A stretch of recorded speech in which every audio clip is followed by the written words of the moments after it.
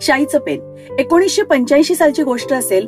जूनचा शाळा सीझन जोरात चालला होता. या वर्षापासून मला शाईचं पेन वापरायला मिळणार होतं. पहिल्यांदा मी घेतलं होतं ते काळ्या रंगाचं पेन, स्टीलची चकचकीत निब असणारं. प्लास्टिकचा सुळसुळीत रेनकोट घालून त्याला घरी आणलं.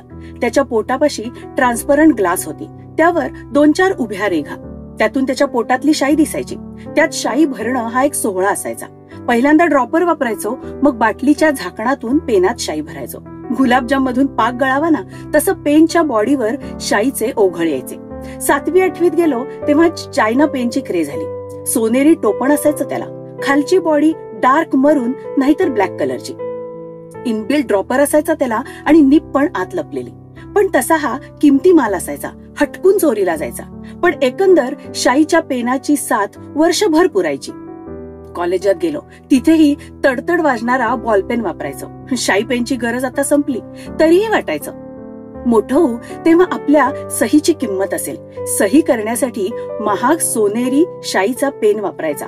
अहो कसं काय, शाईच्या पेनाची शाई आता कधीच वाढलीये. धन्यवाद.